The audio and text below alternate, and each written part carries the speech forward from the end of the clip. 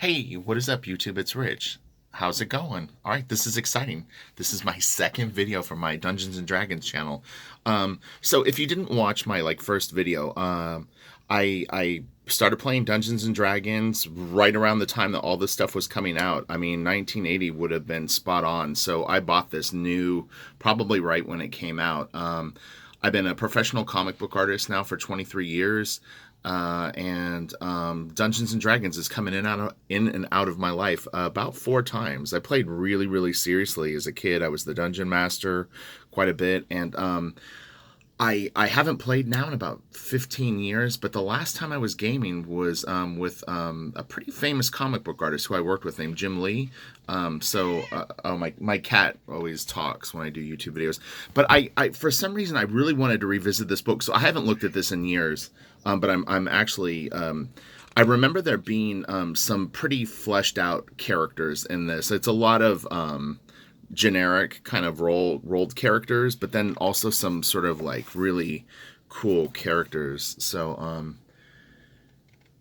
I kind of explained. I replied to someone just a few minutes ago about my memory of the game and stuff like that is pretty shaky right now.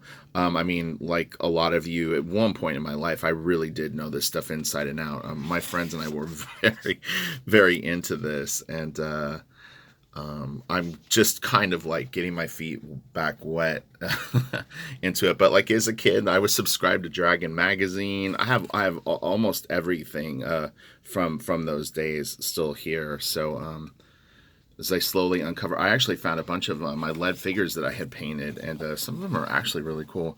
So this is the Assassin's Table. I mean, like I said, this was just, they were fun to look through, and you'd kind of ooh and ah over oh, that character's got pretty decent stats. But where it got interesting was the pre-made characters. I really like the art. It's weird. Okay, so as someone who's worked professionally as an artist for 23 years in a very competitive field, I mean, I work for DC Comics and Warner Brothers, and I've worked for Marvel, and I've worked for big movie companies, but mainly I'm a comic book artist for DC Comics, and I came up through Image Comics. But I like this black and white art, and I don't mind colored art, but I'm not I mean, I'm not anti-digital art, but I think that it doesn't have the edge of this stuff. This stuff to me still just really feels cool, and look, some of the drawings are a little crude, I'm not gonna lie. But there's a charm to it, and I think that the digital work, I mean, it's got the cause. Oh, this is such a great drawing. This guy is such a great artist.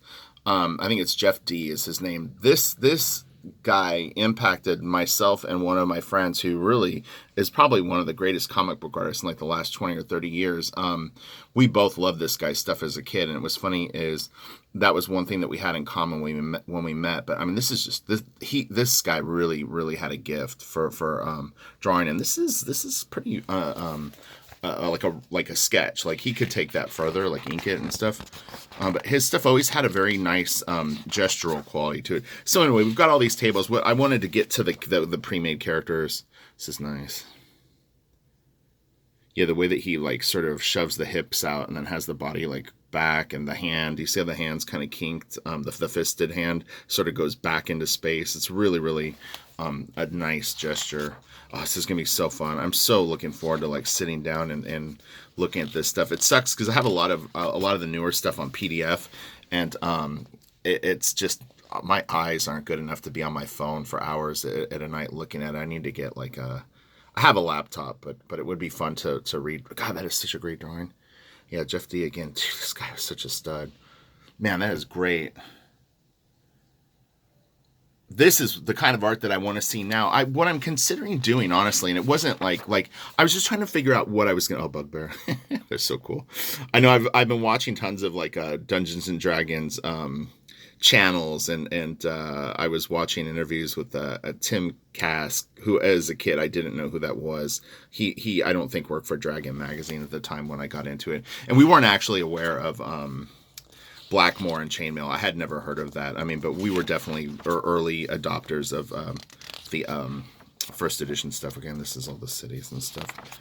I know that for a fact that there's pre-made characters. I was so in love with a couple of them. Oh man, this is cool. Wasn't there like? Am I tripping? Oh, it's these. Yeah. So Arat, Bigby. I'm trying to see where is. I thought there was drawings of some of the characters. Arak's cousin. Oh yeah, that stuff was so cool.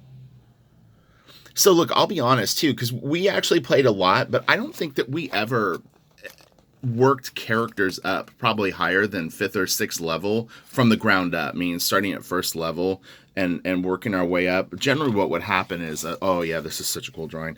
God, and again, it's Jeff D. Look at this pose, man. Oh yeah, and then I'll probably butcher a lot of the pronunciations of these until I hear them, but I'll say it how we did as kids. I think it was Mordenkainen's, and then there was like Mordenkainen's Faithful Hound. Again, oh, this character was so cool too. Yeah, so what would happen is higher level dungeons will come out. We would generally just sort of like go like, all right, we're gonna roll up, 10th level characters or whatever it was. But yeah, we played not a strict game, but we didn't really fake it and fudge things. So oh yeah, I always love this too. This is really cool. Okay, so interesting. Well, I'll have to read this, but anyway, so that's a look at the Rogues Gallery. And this was a really fun book. I mean, it didn't at the time it would be something that I would kind of drift back to. I mean, as a kid, I didn't have a huge budget to buy tons of this stuff. So the other thing that would kind of happen would be we would share our collections, not literally like you would take other kids' stuff home, but like my 5 or 6 friends that play Dungeons and Dragons. Like if someone had Queen of the Demon Web Pits, then it kind of felt like it was in your collection because at least you had access to it when you would get together. You could look at it and ooh and ah over everything. But yeah, this is going to be really fun. Oh, man. I forgot what that little guy's called. What is that?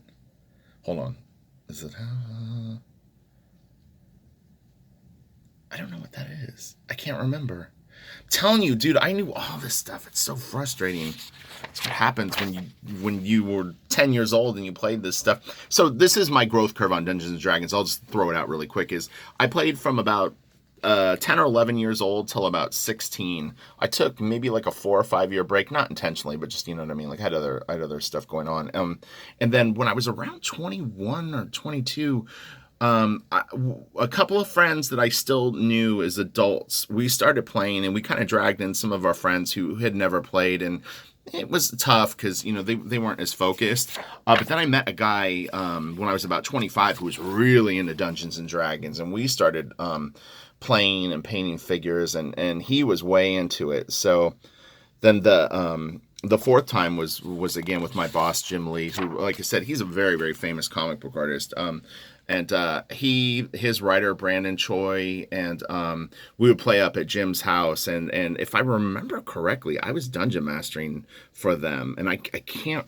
That would have been in about 2002-ish, somewhere around there, and then I really haven't played since then. So forgive me for my lack of knowledge right now, but I will get better at that, and that's kind of the fun of the channel. As you can see, sort of like the garage days building up the the memory banks. But all right, have a great day, and I will come back with something else. I'm going to kind of try to start from the earliest stuff from my collection and then work forward. Yeah, and then I want to start learning about like the other editions of D&D more. So it'll be fun. All right, have a great day. Bye.